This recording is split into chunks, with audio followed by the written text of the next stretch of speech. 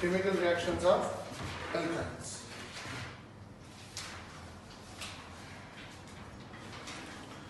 सबसे पहली बार एनसीईआरटी ने लिखी केमिकल प्रॉपर्टीज में वो है एसिडिक नेचर ऑफ एल्काइन, और अच्छी खासी इसको उन्होंने इम्पोर्टेंस दी है।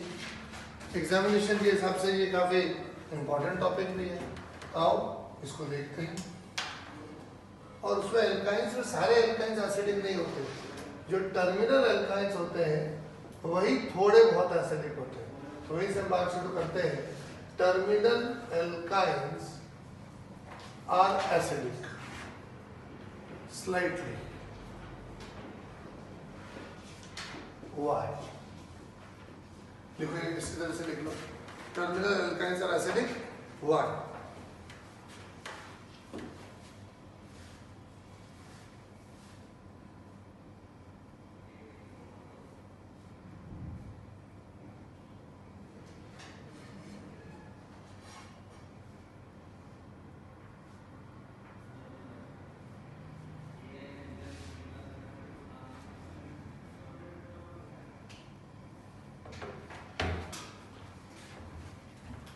तो हमने पढ़ रखा है, इधर देखो, कोई एसिड है HA, वो टूट के देता है H plus and A minus. अब ये एसिड कितना अच्छा एसिड होगा वो डिपेंड करता है A माइनस की स्टेबिलिटी पे। तो अगर A माइनस स्टेबल है, बहुत स्टेबल है, तो ये आराम से बनेगा, तो H प्लस भी आराम से बनेगा, तो इसका मतलब भी आराम से टूट सकता है और ये अच्छा एसिड है। ऐसी कोई बात अपन ने पढ़ रखी है। अब यही चीज अपन एल्काइन में लगाते हैं। मान लो मेरे पास है टर्मिनल एल्काइन, वो टूट के देता है H plus and then R C C और A माइनस। अब है तो ये कार्बन, और कार्बन की इलेक्ट्रोनेगेटिविटी 2.5 होती है, बहुत ज़्यादा नहीं होती। लेकिन ये कार्बन sp कार्बन है। कार्बन में भी अलग अलग तरह के कार्बन होते हैं। अगर sp कार्बन है, इसकी इलेक्ट्रोनेगेटिविटी ज़्यादा है। तो अगर ये sp कार्बन है, अगर इसकी इलेक्ट्रोनेगेटिविटी ज़्यादा है, तो ये नेगेटिव चार्ज को कुछ हद तक संभाल सकता है। हम ये नहीं कह रहे terminal alkynes are very strong acid, नहीं, हमने बोला देयर एसिडिक, कुछ हद तक, मतलब एसिड जैसी वो हरकत कर सकते हैं, लेकिन वो प्रॉपर एसिड नहीं है। लैब में एसिड के लिए एसिड ही रखते हैं, ऐसा नहीं कि एल्काइन रख दो ये भी तो एसिड है, नहीं, इनमें थोड़ा एसिड वाला गुण है। ये H प्लस दे सकते हैं, ये सुनो, ये H प्लस देने के लिए जाने नहीं जाते। जैसे HCl आप बचपन से सुनते आ रहे हैं, HCl एक एसिड है, H2SO4 एसिड है, तो उस तरह से टर्मिनल एल्काइन एसिड नहीं है। हाँ, एसिड वाला गुण थोड़ा बहुत मौजूद है, तो एसिडिक बोल सकते हो आप उसको। आया ना? तो ये जो कार्बन है, क्योंकि इसकी इलेक्ट्रोनेगेटिविटी ज्यादा है, तो ये नेगेटिव चार्ज को कुछ हद तक टू सम एक्सटेंट संभाल लेगा।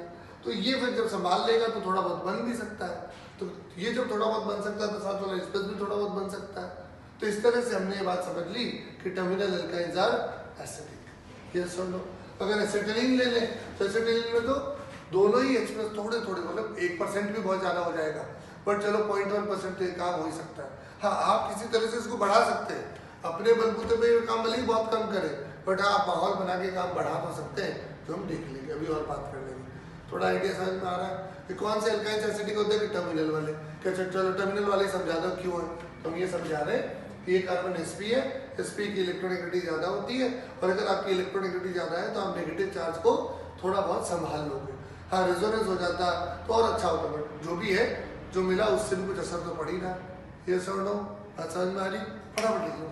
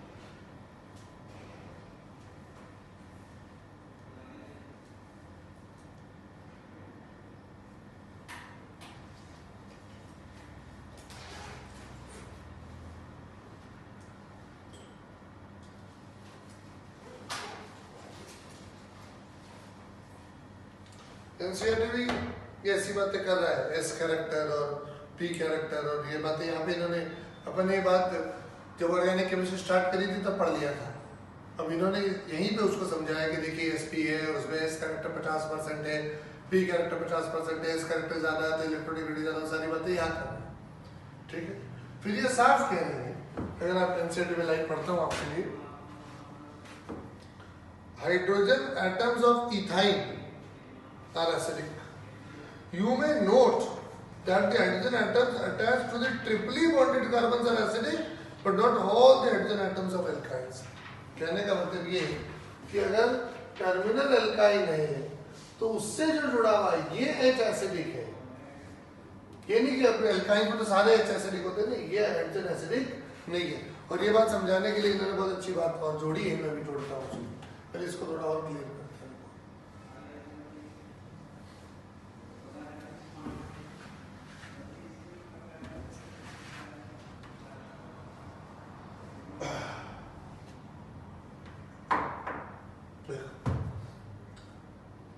अगर आपके पास कोई टर्मिनल एल्काइन जो ये वाला काम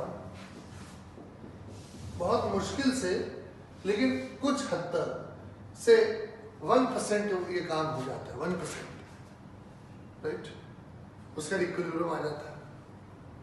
अब अगर मैं इसमें सोडियम डाल दूं, सोडियम मेटल डाल दिया, वो क्या करेगा? वो तो इलेक्ट्रॉन देने के लिए जाना जाता है, उससे इलेक्ट्रॉन दे दिया, ये H+ और ये इलेक्ट्रॉन जोड़ के क्या बन गए H, और एक ऐसा थोड़ी एक ही H+ है ना, सोल्यूशन में खूब सारे H+ है, सोल्यूशन में खूब सारे इलेक्ट्रॉन्स हैं, तो वो जुड़ के H बन जाएंगे, और H और H जुड़ के क्या बन जाएगा H2, जो कि गैस है वो उड़ जाएगा, राइट।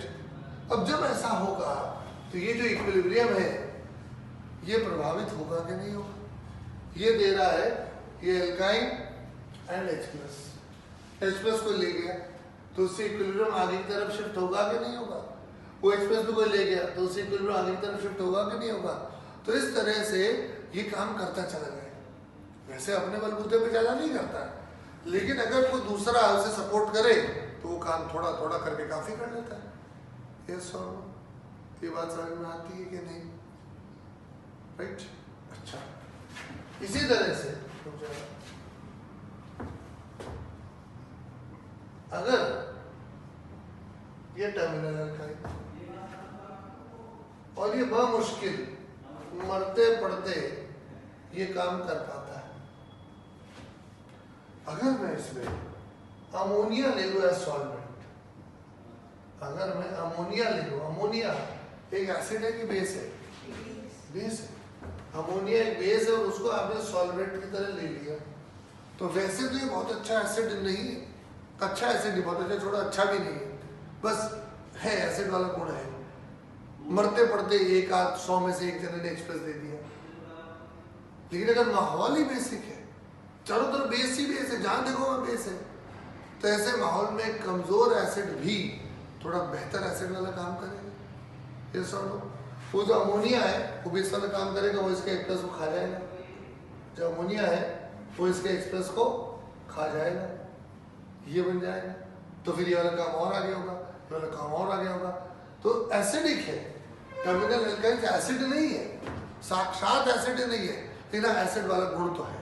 अब आप माहौल बदल के उस गुण को प्रोत्साहित भी कर सकते हैं कि हाँ ये काम तुम ज्यादा कर लो, या थोड़ा दबा भी सकते हैं कि नहीं मुझे तो काम इन्हें रोकना है, तो वो भी कर सकते हैं, बट वो अपन आयनिक में ही पढ़ेंगे जब इक्विलिब्रियम पढ़ेंगे। ये बात समझ में आती है?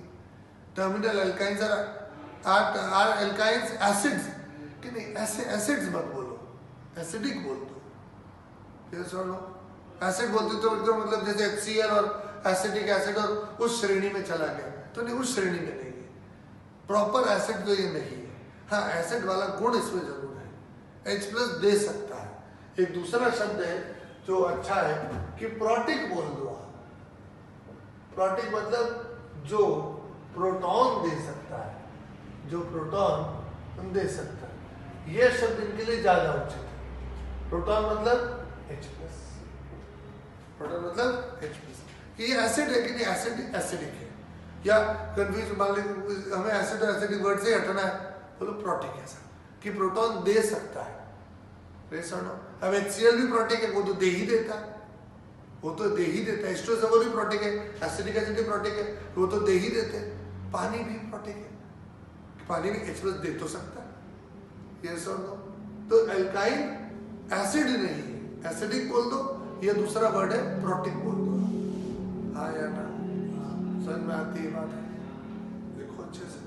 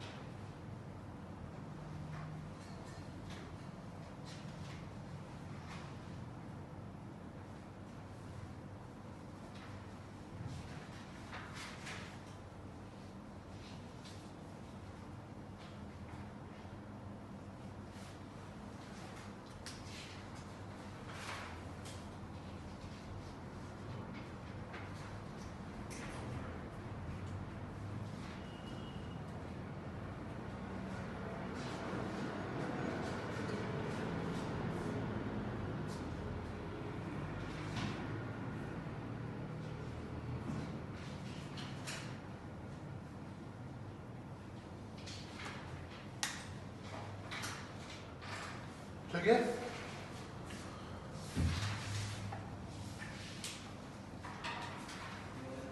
अब ये वाली बात पे वापस आते हैं कि एनसीईआरटी कह रहा है कि जो टर्मिनल एल्काइन से जुड़े हुए एच है, जैसे ये वाला एच है, ये एसिडिक है, ये एसिडिक है, बाकी कोई एच एसिडिक नहीं है। और इस बात को समझाने के लिए उन्होंने क्या करा, इसमें सोडियम डाल दिया।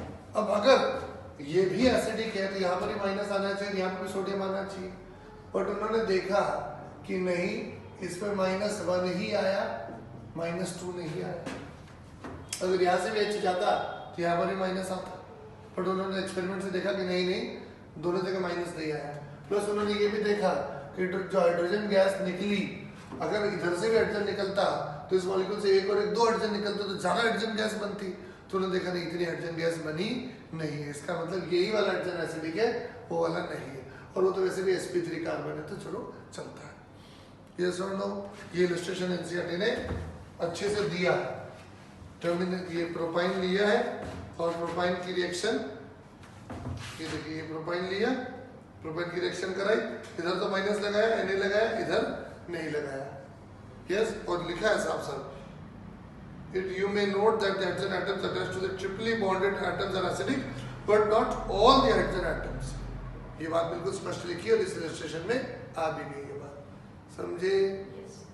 तो हम पढ़ रहे हैं एल्काइंस की रिएक्शंस।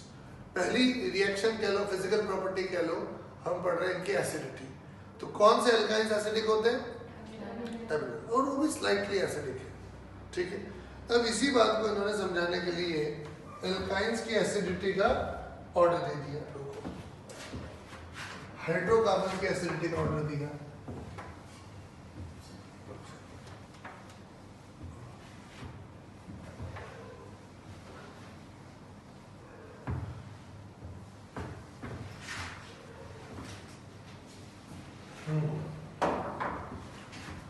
रिलेटिव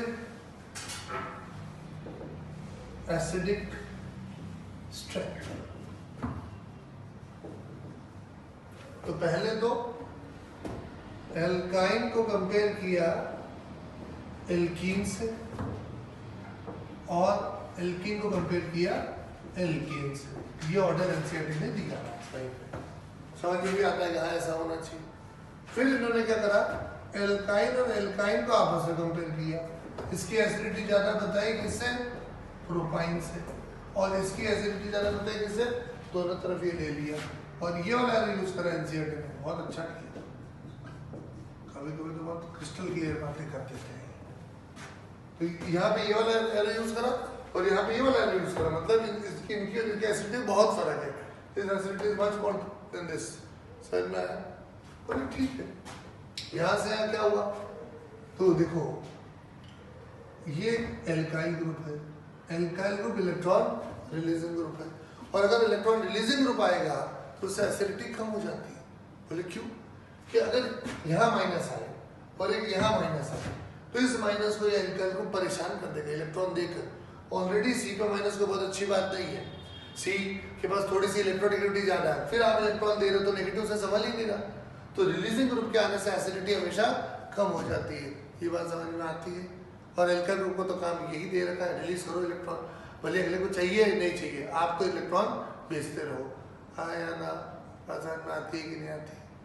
ठीक है, ये बात समझ में आ रही है कि रिलीजिंग ग्रुप से आने रिलीजिंग ग्रुप के आने से एसिडिटी कम हो जाती है। क्लियर? लिख लो ढंग से।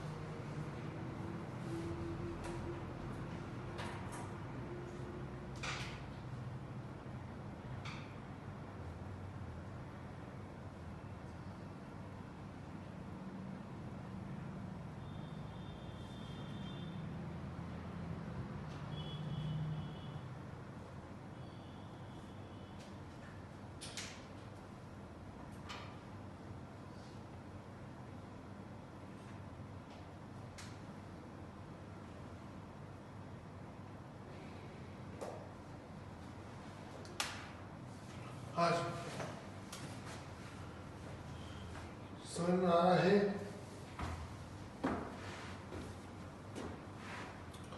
अब आती है इनकी दूसरी रिएक्शन। ये थी एसिडिटी वाली, अब है इन्होंने लिखा बी, एडिशन रिएक्शंस। अब हमने एल्कीन्स ऑलरेडी पढ़ रखा है, तो एल्कीन में भी कार्बन कार्बन पाई बॉन्ड थे और एल्काइन में भी कार्बन कार्बन पाई बॉन्ड है, बस यहाँ दो है। तो दो होने से क्या हो जाएगा, कुछ हरकतें बदल जाएगी। अगर एल्कीन के पास इलेक्ट्रॉन्स का बादल था और उस बादल के चक्कर में कोई आ रहा था, तो एल्काइन में वैसे दुगने बादल है, तो जो आ रहा था वो अभी भी आएगा, क्यों नहीं आएगा। तो रिएक्शन एल्कीन की जैसी ही होगी, बट बिकॉज यहाँ दो पाई बॉन्ड है, बिकॉज कार्बन sp हो चुका है sp2 से, तो कुछ हरकतें चेंज हो जाएगी, कुछ बातों में थोड़ा सा फर्क आएगा, राइट। तो एक एक करके अपन पढ़ते हैं। इसमें अपना एल्कीन्स का रिवीजन भी हो जाएगा और अपन उसी तरह से पढ़ेंगे। अगर हम एल्कीन्स का रिवीजन छोड़ दें तो ये रिएक्शंस फटाफट आज सारी हो सकती है, बट हमें वो नहीं करना। एल्कीन्स आर वेरी इंपॉर्टेंट, तो हम एल्काइन करते वक्त एल्कीन को रिवाइज और कर दें, राइट। तो अपन थोड़ा सा अच्छे से लिखें, इलेक्ट्रोफिलिक एडिशन इन एल्काइन्स।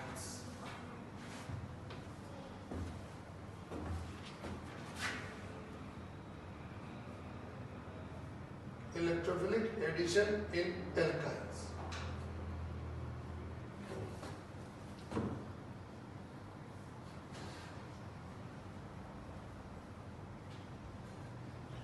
तो लिखो, like alkenes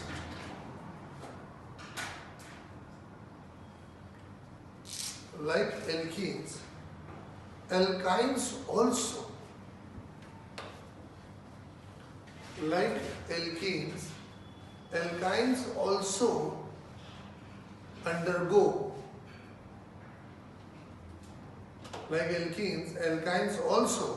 undergo electrophilic addition reactions। जैसे एल्कीन में इलेक्ट्रोफिलिक एडिशन होता है, वैसे ही एल्काइन में भी इलेक्ट्रोफिलिक एडिशन होता है।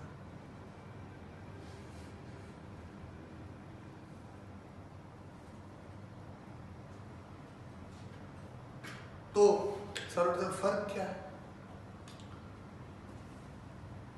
पहला फर्क, इन alkynes the electrophilic addition is slower than alkenes। In alkynes, the electrophilic addition is slower than alkenes।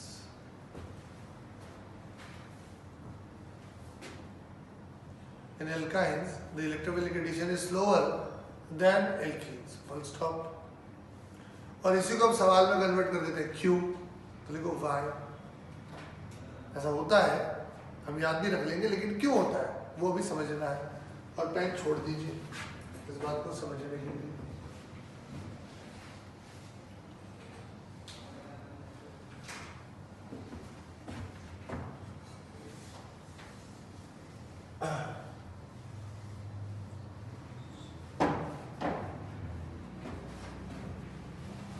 आज तारीख हो रही है 15 मार्च।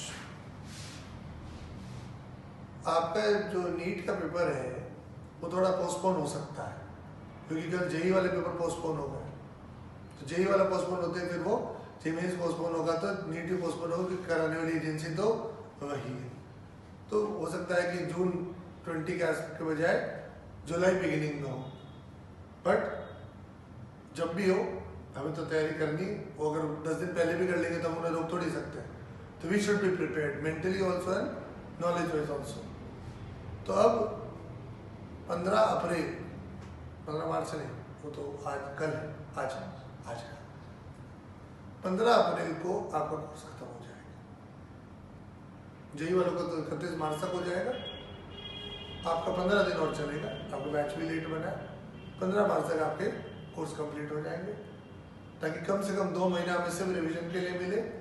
और रिवीजन भी हम खुद करवाते हैं, आपके भरोसे नहीं छोड़ते, क्योंकि आपकी जो एक्सपेक्टेशन है कि आज हम इतना कर लेंगे, वो उतना होता नहीं है।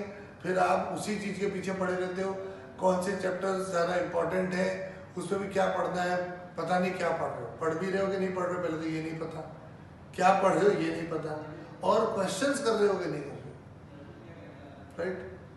बट आप बच्चे शुरुआत में आप प्लान बनाते हैं, फिर आप खुद रिवीजन करेंगे, 1-2 दिन हो जाता है, उसके बाद धीरे धीरे वो ढिलाई आने लगती है, फिर आज ये नहीं हो रहा, आज इच्छा नहीं हो रही, आज फिर 4-5-6 दिन बाद पढ़ाई एकदम खराब हो जाती है, फिर 2-4 दिन और खराब करते हो, फिर नया प्लान बनाते हैं, फिर 1 दिन 2 दिन वो प्लान चलता है, फिर 7-8 दिन बाद उस प्लान की सारी बखियाँ उधड़ जाती है, फिर क्या करें, फिर पूरा 1 सप्ताह 10 दिन वेस्ट करने के बाद नया प्लान बनाते हैं, उसी चक्रव्यूह में रह जाते हैं।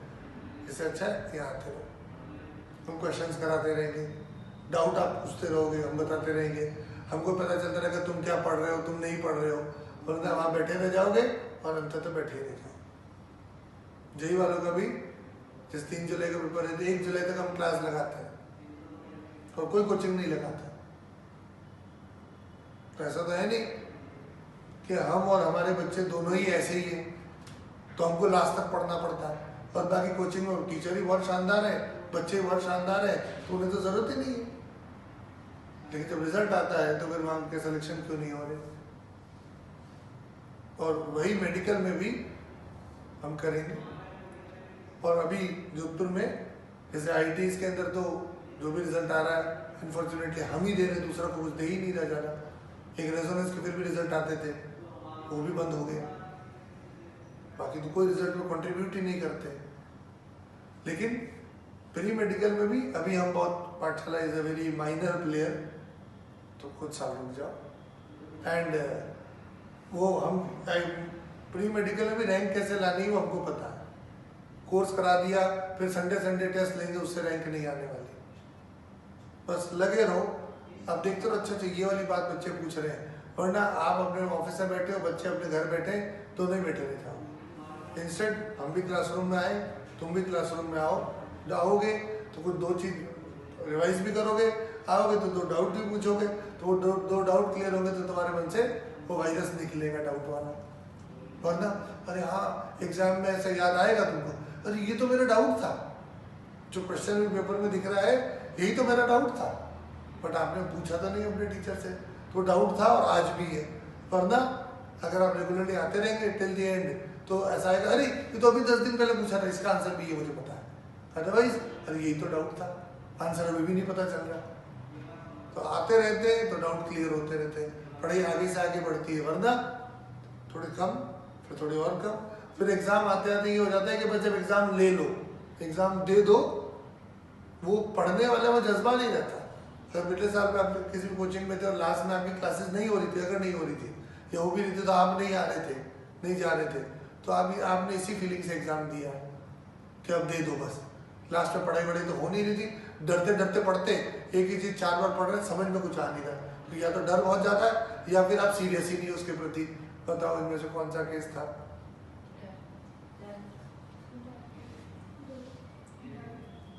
और फिर आप बस किताबें लेके बैठे रहते हो, क्योंकि आपको पता है कुछ समझ में नहीं आ रहा, लेकिन अब नहीं पढ़ेंगे तो घर वाले गालियां और निकालेंगे, तो इससे अच्छा है किताब लेके बैठे रहो, उस पाखंड से क्या होने वाला है। तो जेई में भी अच्छा आपको ऐसा बुरा तो नहीं लगता जब मैं जेई करता हूँ? JEE is much tougher paper than NEET, right.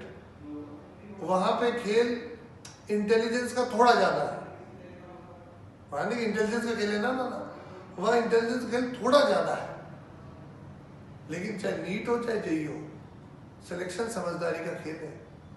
Intelligence से ठीक है, बहुत अच्छी रैंक लानी है तो intelligence helps, then you have to be intelligent कि भाई मुझे तो अंडर 100 रैंक लानी है जेई में, तो इंटेलिजेंस चाहिए, फिर तो आपको इंटेलिजेंट होना पड़ेगा। अच्छे से अच्छा टीचर पढ़ा दे, बहुत अच्छा मेहनत कर लो, अंडर 100 रैंक नहीं आती जेई में यहाँ पर। लेकिन वहां पर भी 500-1000 रैंक लाने के लिए कोई खास विशेष एक्स्ट्रा ऑर्डिनरी होने की आवश्यकता नहीं है। एक्स्ट्रा ऑर्डिनरी आपको होना है समझदारी के फ्रंट पे, वो ले आएगा। और नीट के अंदर वो समझदारी वाला जो इनपुट है वो और ज्यादा है, पर लागत आप सब क्या पढ़ रहे हैं, पहले तो पढ़ रहे हैं कि नहीं पढ़ रहे, फिर क्या पढ़ रहे हैं, और डाउट पूछ रहे हैं कि नहीं पूछ रहे। मैं रोज तुमको बोलता था डाउट है तो आ जाओ, क्योंकि उसी से रिजल्ट आता है। मैंने मैं बार बार क्यों बोलता हूँ तुमको कि डाउट है तो आ जाओ, डाउट है तो आ ही जाओगे तुम, बट वी इनकरेज यू कि नहीं डाउट लेके आओ, क्योंकि डाउट आएंगे तो हमको एज ए टीचर पता चलेगा कि तुम्हें क्या नहीं आता है, या तुम पढ़ रहे हो कि नहीं पढ़ रहे हो, तुम किस तरह के डाउट पूछ रहे हो, उससे हमको तो पता चल जाएगा ना तुम किस तरह की पढ़ाई कर रहे हो। जैसे कई बच्चे क्या करते हैं, कई बच्चे के ज़्यादातर ये करते हैं, और क्या फिर होता रहता भी नहीं है, कोई किताब उठा लेंगे मोटी सी जिसमें बहुत सारे सवाल होंगे, दुनिया भर के सवाल होंगे। अब जिस किताब में दुनिया भर के सवाल है वो किताब अच्छी नहीं हो सकती, क्योंकि अगर उसमें बहुत अच्छे सवाल है तो आप वो किताब कर ही नहीं सकते। अगर बहुत सारे सवाल हैं तो सवालों का स्तर बिल्कुल नीचे होगा। अच्छा, वो आप सवाल कर रहे हैं और बिल्कुल बेकार सवाल स्तर है, तो आपसे एनीवेज पहली बार में भी 90% सवाल तो हो जाते हैं। अब उसी किताब को रिवाइज करते हो, दूसरी बार करते हो तो 98% सवाल हो जाते हैं, जबकि उसमें एक्चुअली सवाल इतने घटिया थे कि आप उन्हें करके अपना टाइम वेस्ट कर रहे हो। बट क्योंकि वो पहली बार 90% हो गए, you feel good about it. दूसरी बार में 98% 99% हो गए तो आप तो सीधी यही गणित लगाते हो कि 720 नंबर पेपर आएगा तो मेरे तो 98% मार्क्स आ रहे हैं, इतनी एक्यूरेसी है तो इतने तो आ ही रहे, और ये रैंक तो आ ही नहीं है। ऐसी कैलकुलेशन आप थोड़ी बहुत पहले कर चुके होंगे। आया ना, करिए ऐसे। कोई भी किताब उठा ली, उसका एक चैप्टर किया, पूरी किताब भी नहीं करी, एक चैप्टर किया, राइट, और उसमें अच्छे नंबर आ गए तो फिर अभी इतने नंबर आ रहे तो थोड़े दिन बाद रिवीजन करेंगे तो इतने आ ही जाएंगे, तो मेरी नीट में इतने आ ही जाएंगे। आए तो नहीं, क्योंकि पहली बात तो किताब कोई काम की नहीं थी, वो भी तुमने पूरी करी नहीं, वो भी पूरी नहीं करी, उसके भी 4 चैप्टर करे और ख्याली पुलाव पका लिया। तो पता नहीं सवाल भी कर रहे हो कि नहीं, और कर भी रहे हो तो उन सवालों का क्या स्तर है, कुछ चेक ही नहीं कर रहे। आप अपने घर में घुस के कुछ भी किए जा रहे हो, घर में रह जाओ। इसीलिए लास्ट तक हम कोर्स करा देंगे, मैं 15 अप्रैल को आपका कोर्स खत्म करा दूंगा, लेकिन क्लासेस जब तक आपका नीट नहीं होगा, हाँ फ्रीक्वेंसी कम कर देंगे। वीक में 6 दिन के बजाय आपको 3 दिन बुलाएंगे, 4 दिन बुलाएंगे, 2 दिन टेस्ट लेंगे, 2 दिन रिवीजन और डिस्कशन करेंगे, ताकि आपके पास रिवीजन का और टाइम मिले, और टाइम हो आपके पास। लेकिन हम लास्ट तक क्लास लगाते रहेंगे, और आप आओगे तो फायदा उठाओगे, नहीं तो अपने घर बैठे बैठे आपको पता नहीं चलेगा कब आप गलत रास्ते जा चुके हो। समय समय पे कोर्स करेक्शन की आवश्यकता पड़ती है। आप जिस रास्ते पे निकल चुके हैं, समय समय पे आप डिविएट होते हैं, तो आपको थोड़ा वापस रास्ते पे लाने का काम है। लेकिन आप आ ही नहीं रहे तो घर बैठ के कहा क्या कर रहे हो, कितना डिविएट हो गए पता ही नहीं, बैठे बैठे कुछ भी पढ़ रहे हो, कुछ भी, तो उससे नंबर नहीं आने वाले। या पढ़े जा रहे, सवाल ही नहीं कर रहे, तो उससे भी नंबर नहीं आने वाले। Solving questions is very very important, right. तो अपना पेपर जब भी होगा, लास्ट तक आप लोग आते रहे। हमें हम लोग रोज आके पढ़ा रहे हैं ना तुमको, क्योंकि उसी से रिजल्ट आता है। तुम भी आते रहो, पढ़ते रहो, अपने आप रिजल्ट इंप्रूव हो जाएगा। जब समझ में ज्यादा आएगा, प्रैक्टिस ज्यादा होगी तो नंबर कम क्यों आएंगे। लेकिन लास्ट तक करेंगे तो पूरा बेनिफिट उठाएंगे, बीच में छोड़ दिया तो बेनिफिट भी पूरा नहीं मिलेगा। दवाई की कोई डोज देते हैं, भैया एंटीबायोटिक है 5 दिन का कोर्स है, तो 2 दिन 3 दिन बाद तबीयत सही हो गई और छोड़ दिया तो नुकसान करेगा, पूरी उसकी डोज देनी होती है आपको। वही चीज आपका कोर्स थोड़ा सुधरा, कुछ चैप्टर जब कमजोर थे वो चलो अच्छे हो गए, तो जो अच्छे थे वो और अच्छे हो सकते थे, तुम आए ही नहीं। फिर वही 500 550 के आसपास तुम्हारे नंबर आएंगे, फिर तुम अटक जाओगे। 650 लाने के लिए तो लास्ट तक लगे रहना है तुमको, और लास्ट तक लगे रहना है हमको, और वही हम करने के लिए तैयार है। तो कोर्स आपको 15 अप्रैल तक हो जाएगा, लेकिन जब तक एग्जाम नहीं हो तुम आते रहना। इनका जेई वालों को 31 मार्च तक होगा, 2 वीक तुम्हारा एक्स्ट्रा चलाएंगे, तुम्हारे एक्स्ट्रा क्लासेस भी लगाएंगे। उनको तो छोड़ देंगे, जैसे उनकी एक्स्ट्रा क्लास लगती है ना अभी, कभी 1.5 से लेकर 3.5 लग रही है, संडेज को उनकी एक्स्ट्रा क्लास लगती है, तो वैसे 2 वीक तुम्हारी भी रेगुलर क्लासेस लगाएंगे और कोर्स खत्म हो जाएगा। फिर उसका रिवीजन नहीं करता है, रिवीजन करते एकदम गियर चेंज हो जाता है। बट ये नहीं कि कोर्स हो गया अब हम खुद पढ़ेंगे, ये गलती कदापि ना करना। आप अगर खुद ही पढ़ सकते होते तो फिर आए क्यों, शुरू से ही खुद पढ़ लेते, राइट। हाँ, आप सेल्फ स्टडी तो इम्पोर्टेंट है, वो करनी है, लेकिन क्या पढ़ना है, कौन से चैप्टर का रिवीजन अभी करना है, कौन से चैप्टर का बाद में करना है और कहाँ से सवाल करने हैं, वो हम पे छोड़ दो। हाँ, इसके बाद भी आपके पास टाइम है तो ठीक है, जो पढ़ रखा है वो पढ़ ले या कोई दूसरा भी कुछ करना है करे, बट रेगुलर टच में रहे। धीरे धीरे बच्चे थोड़ा अलग होते हैं, फिर भटक जाते हैं। अब उनको ढूंढने का समय नहीं है, जो आ रहा है उसको पढ़ाओ, राइट। 1 महीने में अपना कोर्स खत्म होने वाला है, क्योंकि ऑर्गेनिक में टाइम बिल्कुल नहीं लगता और उसमें भी हाइड्रोकार्बन में लगता है, जो हम एल्काइन ऑलमोस्ट आज खत्म कर देंगे। एरोमेटिक में और भी कम टाइम लगता है, बुक 2 फटाफट हो जाती है। फिर 11th की बुक 2 और आयनिक थोड़ी एक्स्ट्रा क्लासेस लगाएंगे, इक्विलिब्रियम पूरा, और 1 महीने में चैलेंज लेते हैं ताकि 2 महीना से रिवीजन करें। स्टार्ट कब हुआ था? 21 अक्टूबर को, तो 21 अक्टूबर से 21 नवंबर, दिसंबर, जनवरी, फरवरी, मार्च, 5 महीने। और जब तक मान लीजिए 15 अप्रैल बोल रहे हैं, 6 महीना। कोई 2 साल का कोर्स करने में 6 महीना तो लगेगा ना। 4 महीने में करा देंगे, कुछ समझ में ही नहीं आएगा, तो थोड़ा टाइम तो लगेगा, और फिर भी बहुत टाइम बचेगा रिवीजन के लिए।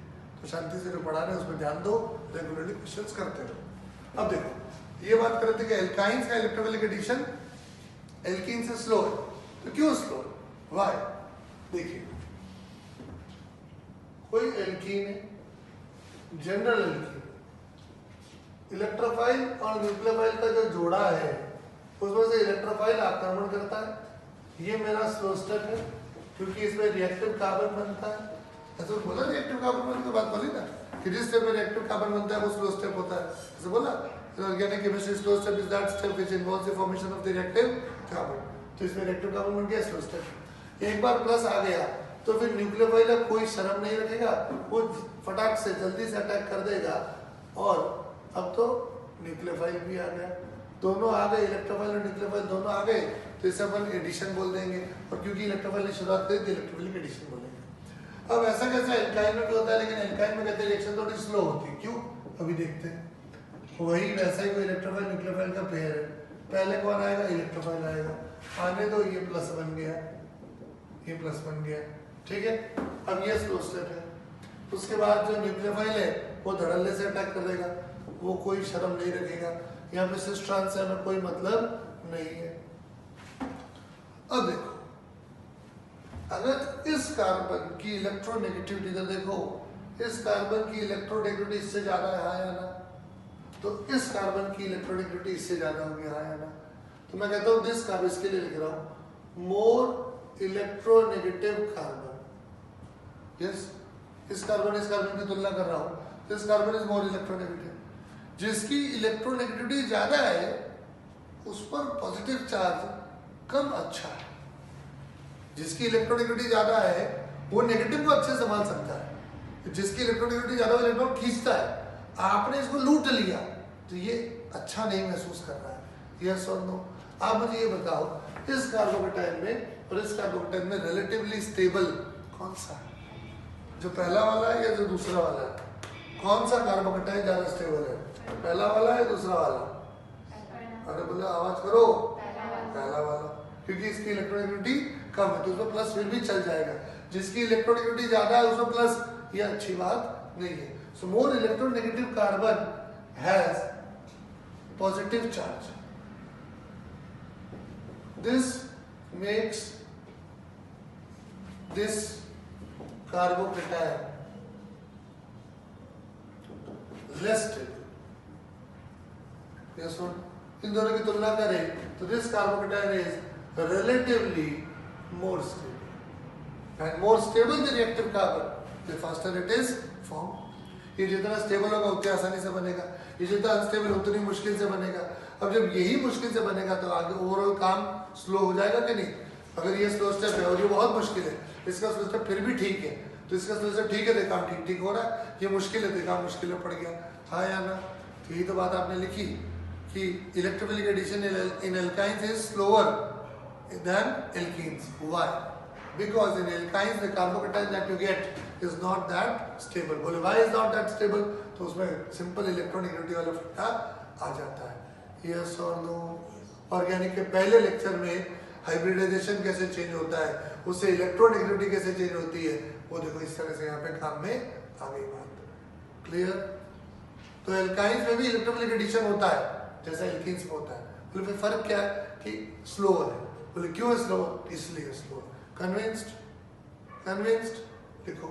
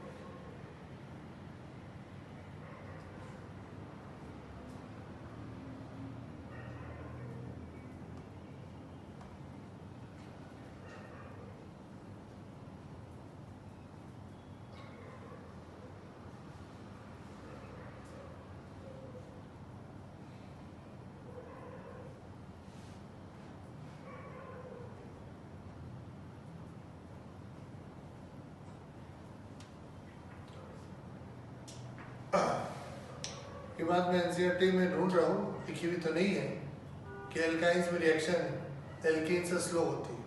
ऑल्दो उन्होंने ऐसा कार्बोकेटाइन बनाया है, बट इसके बारे में और बातें करना पता नहीं क्यों भूल गए। अपने बना लिया, बात भी कर ली। ये सुन, एक तो ये बात क्या कि जिस तरह से एल्कीन में इलेक्ट्रोफिलिक एडिशन होता है एल्काइन में भी होता है, लेकिन एल्काइन में धीरे होता है।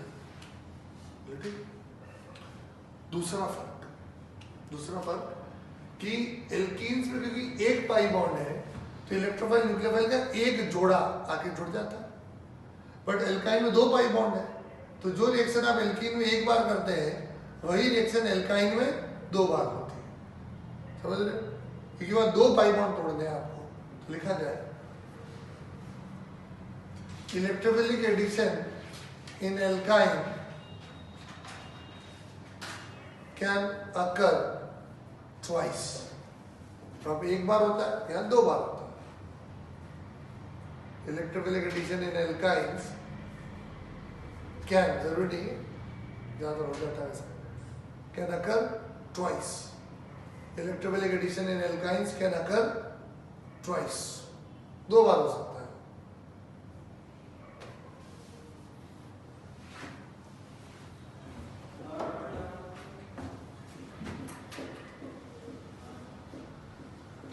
चलो अब फटाफट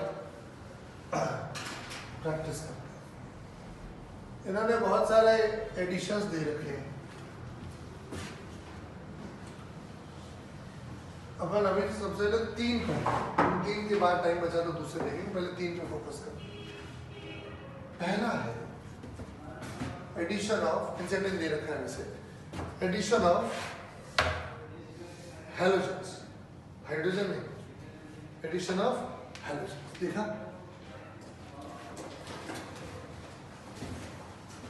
थोड़ा एल्कीन का रिवीजन करते चलते, टाइम नहीं बचाना हम।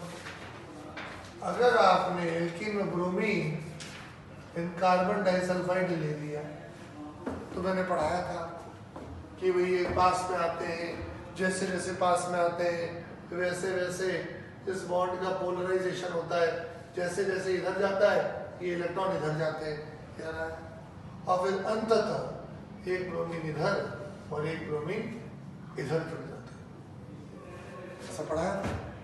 अब अगर आप एल्कीन के बजाय एल्काइन लेंगे और उसमें ये Br2 NCH2 ले लें, तो जब ये पाई बॉन्ड के पास जाते थे, पोलराइज होते थे, तो यहाँ पे भी तो पाई बॉन्ड उल्टा 2-2 है, तो same mechanism, everything will be same, बस रिएक्शन 2 बार होगी, और 2 बार होगी तो प्रोडक्ट ये बन जाएगा टेट्रा हैलाइड, ये सुन। और जब ब्रोमीन खर्च होगा तो उसका जो भी वो भूरा सा रंग होता है, रेडिश ब्राउन और रेडिश ऑरेंज, अलग अलग किताबें अलग अलग बोलती है, तो जो भी उसका रंग होता है वो रंग फीका पड़ जाएगा, गायब हो जाएगा, and this will be used as a test of unsaturation. याद आया? तो एल्कीन्स और एल्काइंस में ब्रोमीन डालते हैं, उसका रंग गायब हो जाता है, फीका पड़ जाता है, ठीक है। तो वहाँ बनता था डाइहैलाइड, यहाँ बनता है टेट्राहैलाइड। इनफैक्ट हम इसकी उल्टी रिएक्शन नहीं पढ़ चुके हैं, इसमें जिंक डाल दें तो वापस एल्काइन आ जाता है, ये भी हमने कल पढ़ लिया। तो एल्काइन से टेट्राहैलाइड बनाना और टेट्राहैलाइड से वापस एल्काइन बनाना, दोनों पढ़ लिया। इससे ये बनाना भी पढ़ लिया, और इसमें जिंक डाल दे तो वापस एल्कीन बन जाएगा, ये भी हमने ऑलरेडी पढ़ लिया है, ठीक है। देखो एनसीईआरटी में लिखा हुआ दिख रहा है आपको, ये एल्काइंस की रिएक्शंस देखो, डू यू फाइंड दिस, और लिखा भी है reddish orange color of the solution of bromine in carbon tetrachloride is decolorized. This is used as a test for unsaturation. हाँ, ये तो बात आपको समझ में आती है? Yes or no? अपने नोट्स में आप चाहो तो रिएक्शन लिख लो, चाहो तो एल्कीन वाले भी लिख लो, एल्कीन दोनों साथ में चलते रहेंगे, रिवीजन हो रहा है, टाइम लग रहा है, जानबूझ के लगा रहे हैं।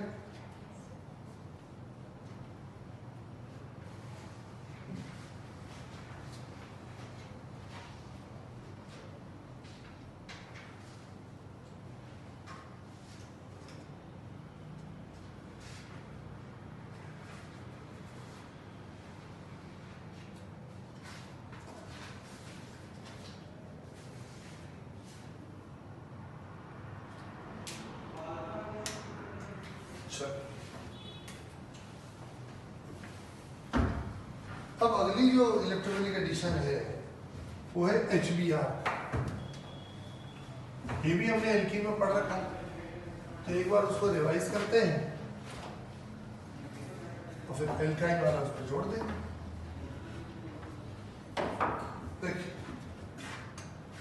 अगर मेरे पास ये सिंपल सा एल्कीन है, बोले तो सिमेट्रिकल एल्कीन है, और उसकी रिएक्शन में HBr से कराऊं जिससे मुझे मिलेगा H+, जो मैं फिलहाल दोनों में से किसी भी कार्बन पे अटैक करा सकता हूँ, तो दोनों एक जैसे हैं, तो मुझे एक तरह से ये कार्बोकेटायन मिल सकता है और उसकी Br- से रिएक्शन कराओ तो ये एल्काइल हैलाइड बन जाता है, मिल जाता है।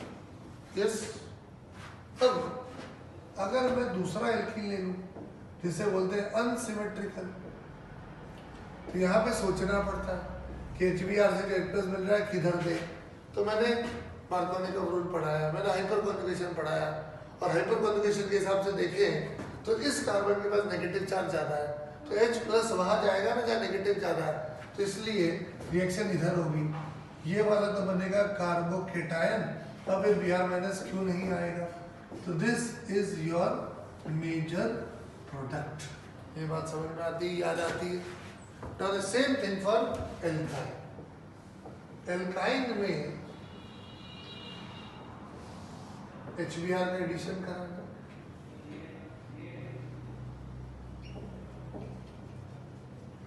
तो देखिए फिलहाल दोनों कार्बन एक जैसे हैं, तो ये सोचने की जरूरत नहीं कि H किससे दे और Br किससे दे। आपको जो अच्छा लगे आप उसको दे दो H, और जो दूसरा बचे उसको दे दो Br। यहाँ पर उल्टा सोचना पड़ेगा कि H किसको दे, यहाँ पे सोचना पड़ेगा कि H+ किसको दे और Br- किसको दे। तो देखो हाइपर कॉन्जुगेशन तो यहाँ भी होता है, ये हाइड्रोजन अपने इलेक्ट्रॉन इस कार्बन के पास भेज रहे हैं, हाँ या ना, हाँ या ना। कल परसों हमारी बात हुई थी, हाइपर कॉन्जुगेशन कहाँ कहाँ होता है, एल्कीन, एल्काइन, रेडिकल और कार्बोकेटायन। याद आया कि नहीं आया? तो ये हाइड्रोजन यहाँ भेज रहा है, तो यहाँ पे नेगेटिव ज्यादा, H+ वहां जाएगा और क्या बन जाएगा, CH3 CBr CH2। H उधर जाएगा, अगर H+ इधर जाएगा तो यहाँ प्लस आएगा तो Br- चला जाएगा, राइट। बट क्योंकि एल्कीन में एक ही पाई बॉन्ड था तो रिएक्शन एक बार ही होती थी, बट एल्काइन में तो 2 पाई बॉन्ड है, अब दूसरी बार रिएक्शन करनी है। अब सोचना पड़ेगा कि जब दूसरी बार रिएक्शन करें, जब इनकी वापस HBr से रिएक्शन कराए तो H किसको दे और Br किसको दे, ये सोचना पड़ेगा। तो हम पहले तो उसका याद रखने में समझा दूंगा, बट याद रख ले कि जिसको पहली बार H दिया दूसरी बार भी उसी को दो, जिसको पहली बार Br दिया दूसरी बार भी उसी को दो। बट बोले क्यों, हाँ तो समझ लेंगे अभी, बट करना यही है कि जिसको पहले मिला उसी को और मिलेगा, जिसे नहीं मिला उसे अभी भी नहीं मिलेगा, जिसे पहली बार नहीं मिला उसे दूसरी बार भी नहीं मिलेगा। तो पहला आंसर बना लेते हैं। तो आंसर तो ये है, इस तरह के डाई हैलाइड को लोग बोलते हैं जेमिनल डाई हैलाइड। अगर आजू बाजू होते तो बोलते थे विसिनल, और अगर एक साथ आ जाए तो बोलते हैं जेमिनल। ये वर्ड एनसीईआरटी में यूज किया गया है। यहाँ पर क्या बनेगा, CH3 CBr CBr and CH3 ये बनेगा, ठीक है। ये भी जेमिनल का एग्जांपल हो गया। अब ये समझना है कि भाई पहली बार जिसको H मिला दूसरी बार भी उसी को क्यों दे देंगे, रट्टा मार देंगे, बट समझ में आ जाए तो अच्छी बात है। तो देखिए मैं इससे समझाता हूँ, CH2 CHBr, अच्छा प्लस इट इज नॉट कि हम समझ पाए कि नहीं समझ पाए, इट इज नॉट कि मैं समझा पाया कि नहीं समझा पाया, इट इज कि लोगों ने क्या देखा। तो लोगों ने देखा जब इसकी रिएक्शन HBr से कराते हैं तो ये प्रोडक्ट मिलता है, तो हम समझ पाए नहीं समझ पाए इससे मॉलिक्यूल को तो फर्क नहीं पड़ता, वो थोड़ी रुक जाकर कहते हैं सब इंसान को समझ में नहीं आ रहा है, रुक जाते हैं, वो तो अपना काम कर ही रहा है। तो इसलिए समझने की कोशिश करो। अगर H+ आए यहाँ तो कार्बोकेटायन बनेगा ये,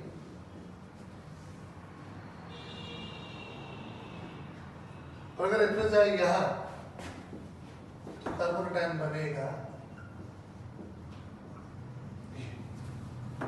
ठीक है। अब मुझे किसी भी तरह से ये कार्बोकेटायन ज्यादा स्टेबल साबित करना है कि नहीं सब ये बढ़िया है। तो देखो मैं बोलूंगा कि यहाँ पे इसका माइनस आई तो लग रहा है, हाइड्रोजन माइनस आई तो ले रहे, बट ये प्लस m से वापस भी लौटा देगा क्योंकि ये तो एम्प्टी ऑर्बिटल है, ये वाला तो एम्प्टी ऑर्बिटल है, तो ये वापस भी लौटा देगा, माइनस आई भी लगा रहा है प्लस m भी लगा रहा है, तो लिया, बट पूरा लोन पेयर वापस भी तो दिया तुमको, जबकि यहाँ पे क्या है ओनली माइनस आई है, प्लस m तो है ही नहीं, क्योंकि इसका लोन पेयर ये बीच में आ गया ना, तो इसके आगे तो नहीं जा पाएगा, तो यहाँ पे ओनली माइनस आई है, ले लिया, वापस तो देने में समझता ही नहीं है, कैसे देना भी चाहे तो कैसे दे, ये बिल्कुल पास में तो ले भी लिया, वापस दे भी दिया उसको, यस और नो, तो this carbocation is much more stable then this carbocation, हाँ या ना।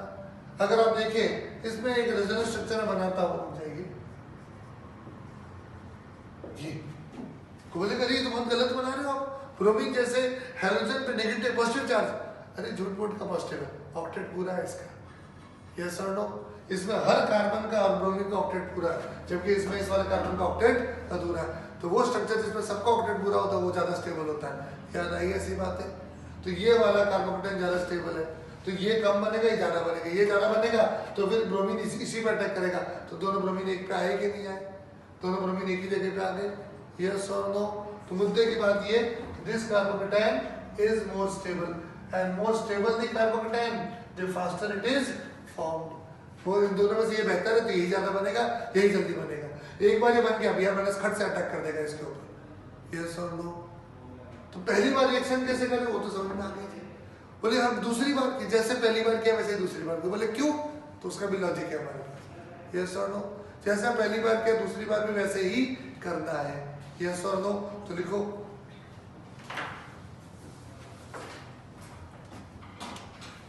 उसका लॉजिक भी लिख लो, उसका अंततः नतीजा क्या निकल रहा है वो भी लिख लो, कि जैसी रिएक्शन पहली बार करी वैसे ही दूसरी बार, बोले क्यों, तो उसका लॉजिक है हमारे पास,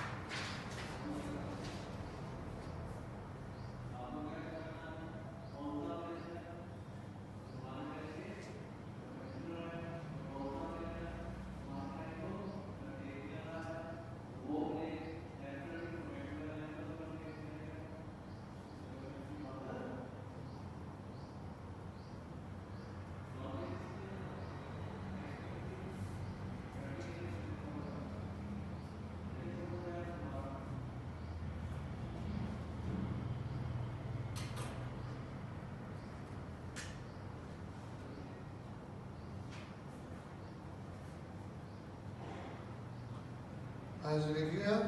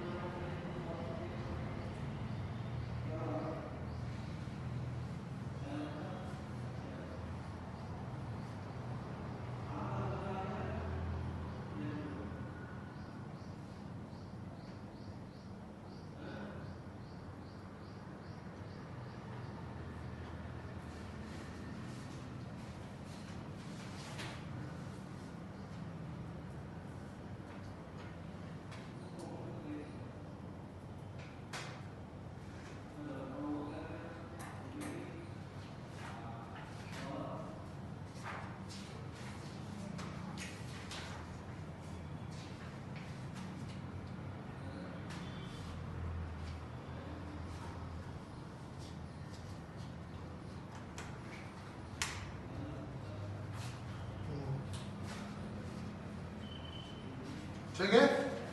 तो दो इलेक्ट्रोफिलिक एडिशन अपन ने पढ़ लिए, तीन पढ़ने थे ना। एक तो हो गया एडिशन ऑफ हैलोजन जिसे टेट्रा हैलाइड बनाया, फिर आ गया एडिशन ऑफ HX HBr और ये जो भी है, ठीक है। फिर है तीसरा एडिशन ऑफ वाटर, एनसीईआरटी ने लिखा है ना, लिखा हो एडिशन ऑफ वाटर मिला। यहाँ पे हम थोड़ा सा अलग पढ़ेंगे और जो इन्होंने लिखा है वही आंसर लाएंगे और फिर जो इन्होंने लिखा उसको थोड़ी अलग से बात करेंगे। पहले अपन आंसर ले आते हैं। तो देखो एडिशन ऑफ वाटर और एल्कीन का रिवीजन भी करेंगे।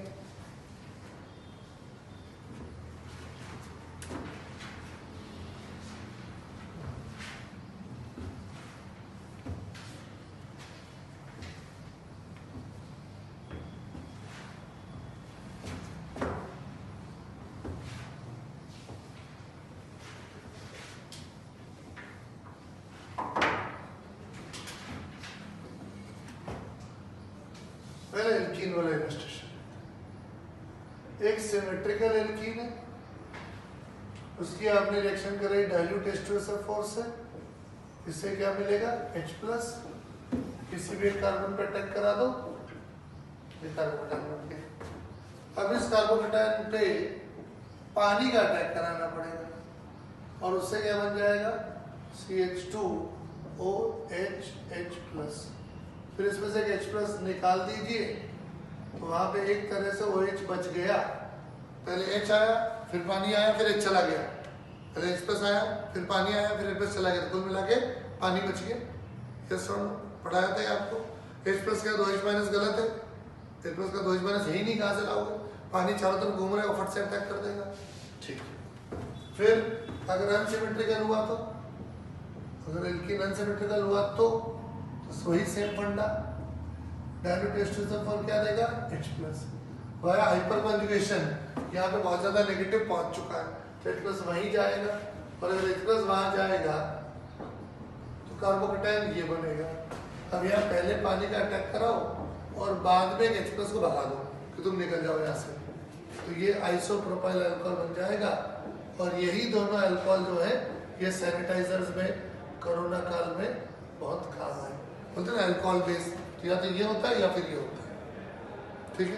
ये दो अल्कोहल, ठीक। अब हमें तो एल्काइन पढ़ना है, आओ एल्काइन ले लेते हैं।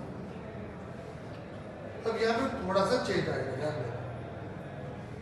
डायरेक्ट एस्टर सपोर्ट, बट क्योंकि ये इंसिडेंट एचजी सपोर्ट लिया है, बट क्योंकि एल्काइंस में इलेक्ट्रिकल कंडीशन स्लो होता है, तो कई बार उसे कैटलाइज करने की नौबत आ जाती है, अपने बलबूते पे वो अच्छे से नहीं होता। तो कैटलाइज करने के लिए HgSO4 मर्क्यूरिक सल्फेट लेते हैं, जैसे एनसीईआरटी ने लिखा है, तो वो कैटलिस्ट है, पूरी रिएक्शन को चेंज नहीं बस फास्ट करता है। अब यहाँ पर ये सोचने की जरूरत नहीं है कि H किसको दे, OH किसको दे, और अभी आपने सीखा कि जिसको आपने एक बार H दिया और एक बार OH दिया, दूसरी बार भी उसी को देना है, हाँ या ना? एक बार जिसको H दिया दूसरी बार भी उसी को H दो, एक बार जिसको H दिया दूसरी बार भी उसी को H दो। तो ये मैं काम दो बार कर लेता हूँ, सीधा 2 बार कर लिया। और एक कार्बन में 2 OH होता है तो क्या होता है, एक कार्बन में 2 OH होते हैं तो क्या होता है, पानी निकल जाता है, पानी निकल जाता है तो ये एल्डिहाइड बन जाता है, राइट? यही सही जवाब। रुक जाओ। व्हाट इफ अनसिमेट्रिकल एल्काइन, अगर ये ले इसकी रिएक्शन करो इससे, तो देखो H प्लस यहाँ जाएगा, कार्बन अंदर बने, फिर पानी अंदर अटैक करेगा, H प्लस भाग देगा, OH इधर। इसी काम को 2 बार करेंगे अपन। जो काम एल्कीन में 1 बार होता है वही काम एल्काइन में 2 बार होता है। फिर पानी निकल जाएगा, अगर पानी निकल जाएगा तो क्या बन जाएगा, CH3 CO CH3। और इसीलिए 12वीं के एनसीईआरटी में फिर आएगा, एक बार एल्डिहाइड की प्रिपरेशन, एक बार कीटोन की प्रिपरेशन, राइट? जो काम एल्कीन में होता है वही एल्काइन में धीरे होता है, तो धीरे का इलाज तो HgSO4 है। और 2 बार होता है तो 2 बार कर दिया। बोले 2 बार कैसे करें, जैसा पहली बार किया वैसे ही दूसरी बार करो। जैसे पहली बार H और OH दिया तो दूसरी बार भी H और OH यही दिया, तो पानी निकाल देंगे। तो देखो एनसीईआरटी में जो रिएक्शंस लिखी है वो प्रोडक्ट समझ में आ रहे हैं कि नहीं आ रहे। वहाँ पे कुछ आइसोमराइजेशन लिखा है, उसकी मैं अलग से बात कर लूंगा अभी, बट काम तो हो गया सारा, एक बार लिख लो।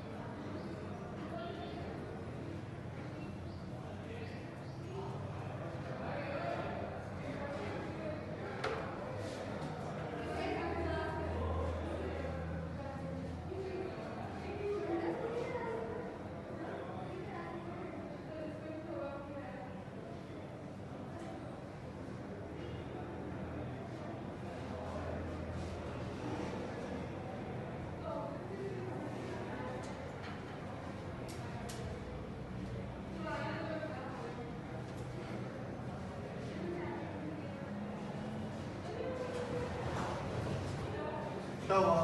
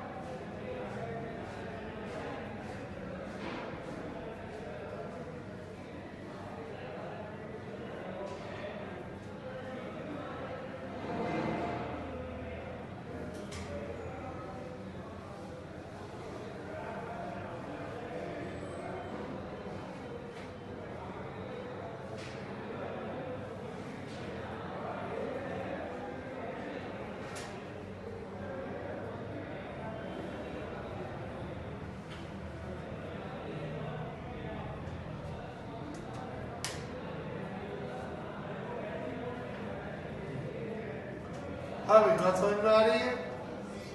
तो जैसा मैंने कहा कि 3 रिएक्शंस पे ध्यान देना है, तो 3 अपन ने पढ़ लिया। पहला एडिशन ऑफ हैलोजेंस, दूसरा एडिशन ऑफ HBr, तीसरा एडिशन ऑफ वाटर। ठीक है, अब इसमें एनसीईआरटी ने कुछ आइसोमराइजेशन बोला है, बहुत इंपॉर्टेंट है, अब उसकी अलग से बात कर लेंगे। राइट, तो हमने आइसोमरिज्म की पढ़ाई वैसे भी नहीं करी और अभी भी पूरी नहीं कर रहे। यहाँ पे जो आइसोमेरिज्म चल रहा है तो एक अलग तरह का आइसोमेरिज्म है जिसे बोलते हैं टॉटोमेरिज्म। आप 12th पास हो तो आपने नाम तो सुना होगा, वो टॉटोमेरिज्म की बात है। और उसमें भी टॉटोमेरिज्म भी 50 तरह का होता है, उसमें एक स्पेसिफिक टॉटोमेरिज्म है और अपने कोर्स में 99.9% वही आता है, बार बार आता है, और उसे लोग बोलते हैं कीटो इनॉल टॉटोमेरिज्म। उसे बोलते हैं कीटो इनॉल टॉटोमेरिज्म। तो मैं अभी आपको 2-5 मिनट सिर्फ इसकी बात बता रहा हूँ, कीटो इनॉल टॉटोमेरिज्म, एक झलक, पूरा नहीं पढ़ रहे, अभी सिर्फ एक झलक देख रहे हो और हमारा 99.9% काम उस झलक से चल जाएगा। तो लिखो कीटो इनॉल टॉटोमेरिज्म, एक झलक, ग्लिम्स।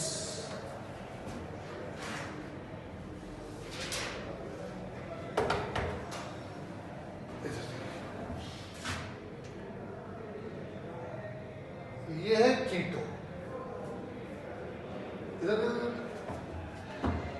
ऐसा देखा कि ये इलेक्ट्रॉन थोड़े इधर और ये इधर आ सकते हैं, तो यदि ऐसा हो जाए ऐसा बन जाए। इसे आप इनॉल बोल सकते हैं, जिसमें इन भी है और ऑल भी है, इसे क्या बोलते हैं इनॉल, और इसे लोग कीटो ग्रुप बोलते हैं। तो कीटो और इनॉल में अगर आपस में आना जाना लगा रहे, राइट, इस तरह के आइसोमेरिज्म को बोलते हैं कीटो इनॉल टॉटोमेरिज्म।